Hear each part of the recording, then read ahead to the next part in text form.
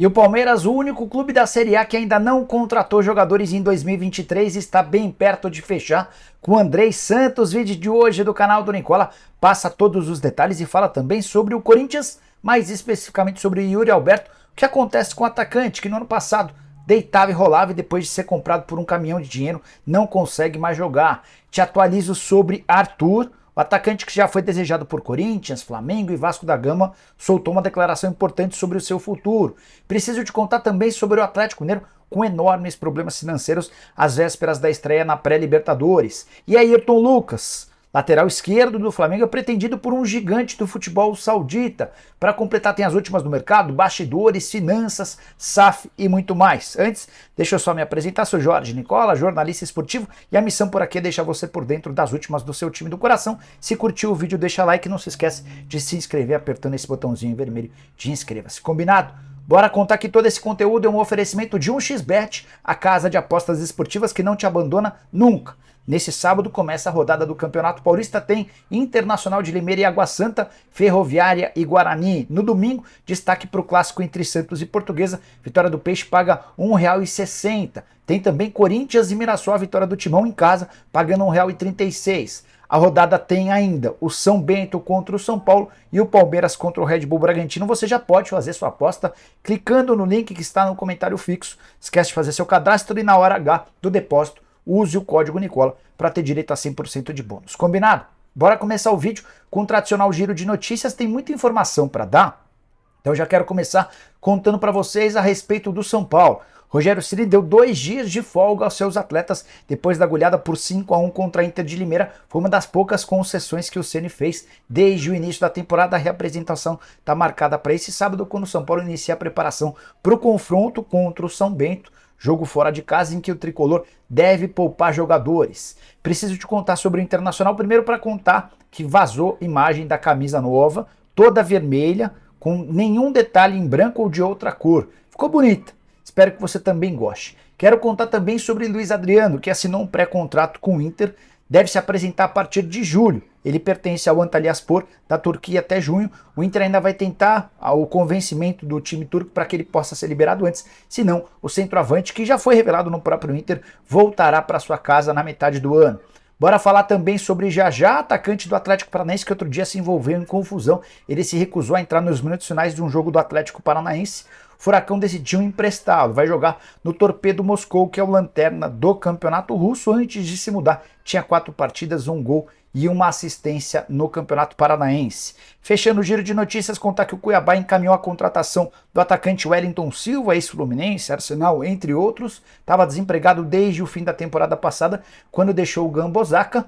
Já John Kennedy, artilheiro do Campeonato Paulista, dividindo a liderança com o Galopo, ambos com 6 gols. Esse atleta tem 20 anos de idade, pertence ao Fluminense, está emprestado à Ferroviária. Ele deve ser vendido ao Chicago Fire. Proposta de 3 milhões de dólares ou 15 milhões de reais. Os dirigentes só estão tentando prorrogar ao máximo essa negociação para que ele possa disputar as rodadas finais da competição estadual. Bora falar agora sobre Nico Hernandes, zagueiro colombiano de 25 anos de idade, que está de saída do Atlético Paranaense. Ele tem contrato até junho de 24 e está fora dos planos do Furacão. Resta saber se ele vai para o Internacional ou para o Fortaleza. Os dois clubes já procuraram o Atlético Paranaense para iniciar negociações. As tratativas estão sob responsabilidade do empresário do atleta. O Atlético deixou bem claro que topa emprestá-lo. A única coisa que o Furacão não quer é continuar com o Nico Hernandes. Não só para aliviar a folha salarial, mas também para desocupar uma vaga. Esse atleta está completamente fora dos planos do técnico Paulo Turra. Aquele clube que fizer a melhor proposta para o jogador vai acabar levando o Nico Hernandes, que não conseguiu dar conta do recado com a camisa do Furacão. Bora falar sobre o rival do Atlético Paranaense, o Curitiba. O presidente em exercício do Coxa, o Glenn Stenger, ele confirmou que o Curitiba deve se transformar numa SAF, numa sociedade anônima do futebol, muito em breve. Também admitiu que as tratativas com a Tricorp Investimentos, grupo brasileiro que tem Roberto Justus como investidor, estão avançando. Tendência é que o acordo seja anunciado em breve, e o presidente em exercício disse o seguinte, abre aspas: o torcedor tem que entender que nenhum clube médio conseguirá sobreviver no mercado sem uma retaguarda financeira pesada. Todos estão se movimentando, exceção dos gigantes Palmeiras, Corinthians e Flamengo, fecha aspas. Declaração importante que nos faz pensar.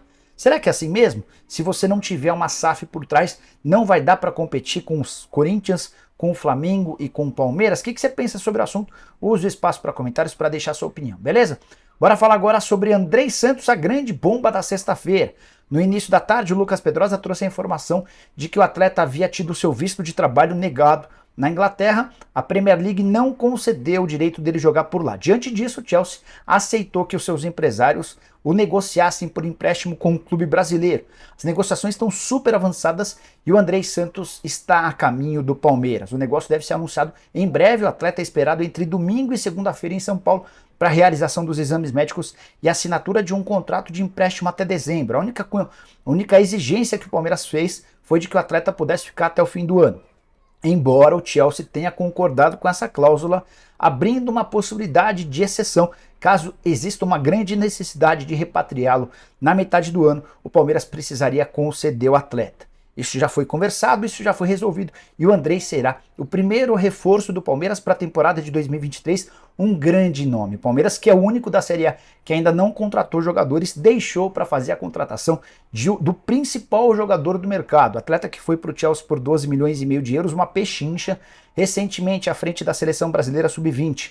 Foi eleito capitão e o melhor da competição, além de ser o artilheiro empatado com o atacante do Atlético Paranaense. Com um detalhe de que o Andrei jogava como primeiro volante, vai se encaixar como uma luva no lugar do Danilo, uma baita aquisição, negócio praticamente fechado, faltam pequenos detalhes burocráticos, além da realização dos exames médicos e a assinatura do contrato. O Corinthians acabou ficando por trás ou para trás nessas tratativas, o Atlético Paranaense e o Internacional também quiseram entender as condições. O Andrei havia deixado bem claro que pro Fluminense e pro Flamengo, outros dois clubes brasileiros que vão jogar Libertadores, ele não iria, fazer a questão de não jogar no rival do Vasco. Você, torcedor do Vasco, deve estar se perguntando, mas não daria para jogar no Vasco? Não, não daria. A exigência do Chelsea é que ele atuasse por um clube que disputa a Libertadores da América, porque a pontuação para participar desse torneio é maior. Quando eu falo em pontuação, me refiro à necessidade de obtenção do visto de trabalho. Então, a partir do momento em que ele vier ao Palmeiras e se tornar titular disputando a Libertadores, ele vai conseguir a permissão para trabalhar na Inglaterra assim que voltar para o futebol inglês. Excelente reforço. Leila Pereira e Anderson Barros, que foram tão lentos nesses primeiros movimentos da temporada de 2023, acertaram em cheio. Dizer mais, o Andrei é mais jogador do que o Danilo. Vai se encaixar como música nesse time do Palmeiras. Se você não concorda, use o espaço para comentários. Se você concorda também, quero saber a sua opinião, beleza? Bora falar agora sobre Ayrton Lucas, lateral esquerdo que pertence ao Flamengo, virou titular recentemente, barrando o Felipe Luiz, um jogador bastante experiente, de muito nome. A notícia que vem da Arábia Saudita de que o Al Hilal, o clube mais rico do futebol saudita, o mesmo que tem Michael Koualar, tem a intenção de contratar o Ayrton Lucas. Você sabe que o clube saudita tem uma punição contra si, um transfer ban que se encerra em maio. A partir daí, a ideia é ir às compras. Esse time está 2 anos sem poder comprar jogadores. É o clube mais rico, com faturamento próximo a R$1 bilhão por temporada, e a ideia é fazer uma aquisição bem legal de reforços na janela de julho. O Ayrton Lucas é uma das prioridades e deve pintar uma proposta muito em breve. Vale a lembrança de que o Flamengo acaba de comprar o Ayrton Lucas do futebol russo, negociação bem mais barata do que aquela inicialmente prevista. Só para completar sobre o Flamengo, também envolve a Arábia Saudita, o Agustin Rossi, que já assinou um pré-contrato com o Fla para se mudar para o Flamengo a partir de 1º de julho, tinha se transferido por empréstimo para o Al Nassr, o rival do Al Hilal, mesmo time do Cristiano Ronaldo. Ele fez 2 partidas, não foi bem, se apresentou fora de forma e os árabes acabaram pegando birra do atleta, que esteve no banco nos últimos 2 jogos e não deve mais sair do banco, inclusive será devolvido muito em breve, tendo jogado muito pouco no futebol saudita. Acho que coisa que altera muito pouco o procedimento e o processo dele no Flamengo. A expectativa é de que o Rossi chegue ao rubro-negro para brigar pela titularidade. Eu acho ele mais goleiro do que o Santos. Bora falar agora sobre o Arthur, o atacante do Red Bull Bragantino, que já esteve na mira do Flamengo, do Vasco, também do Corinthians, entre outros clubes, jogador revelado na base do Palmeiras e que teve recentemente a possibilidade de se mudar para o Catar. Proposta oficial aceita pelo Red Bull. Na última hora o Arthur disse não quero jogar no Catar. Isso tem a ver com o que eu quero explicar para vocês a partir de agora. O Arthur declarou em uma entrevista coletiva que tem um plano de carreira. Esse plano atende pela Europa. Dá uma olhada na frase. É um sonho meu, da minha família. Já deixei claro. É até uma obsessão jogar na Europa. Mas, como eu falo, para chegar lá temos que trabalhar muito aqui. Sabemos o nível que é para jogar na Europa, então temos que trabalhar demais para que quem saiba possa chegar numa oportunidade, fecha aspas. O que o Arthur está querendo dizer? Que qualquer transferência no futebol nacional pode prorrogar, adiar, atrapalhar esse sonho de jogar no futebol europeu. A ideia dele, vestindo a camisa 10 do Red Bull Bragantino, usando a faixa de capitão e tendo um salário maior, é se destacar no clube onde ele já está, para que ele possa ter a oportunidade de se mudar para o futebol europeu. O empresário dele é o Nick Arcuri, o mesmo responsável pelas carreiras do Rodrigo e de vários outros atletas que já atuam na Europa. A expectativa é de que na próxima janela de transferências esse negócio possa acabar saindo.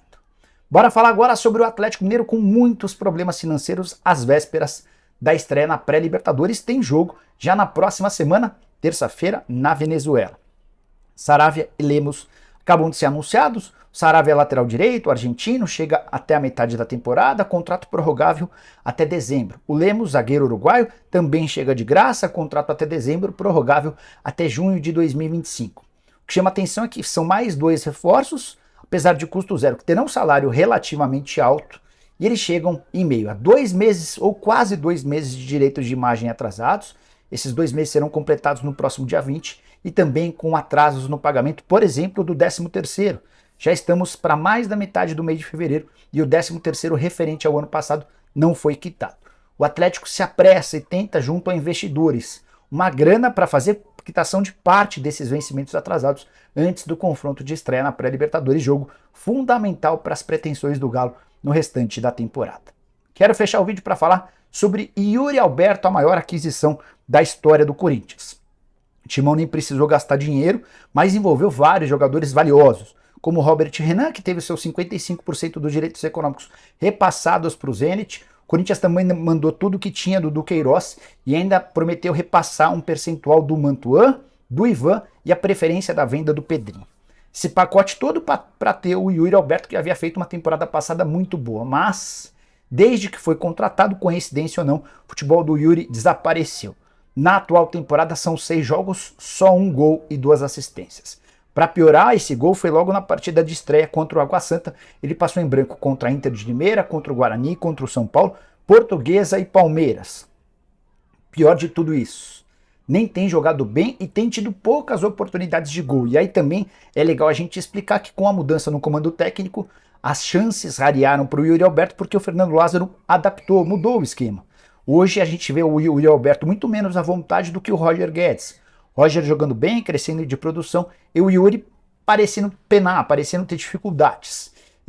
Como é que isso vai ser resolvido? Talvez com o tempo, talvez com entrosamento, talvez com uma adaptação. Seria legal que o Fernando Lázaro também entendesse e tentasse criar um jogo melhor para o seu centroavante. Mas a verdade é que o maior investimento da história do Corinthians não tem, pelo menos até agora, um bom início de 2023. Os mais supersticiosos corintianos vão lembrar que o início do Yuri Alberto como atleta do Timão também foi péssimo, talvez até pior do que esse, sem gols, com atuações ruins. Depois ele deu conta do recado e se tornou peça fundamental no elenco alvinegro. E você ainda confia no Yuri? Use o espaço para comentários, deixe sua opinião, não esquece de deixar like e voltar às 7 da noite com o programa do Nicola. Abraço, tchau!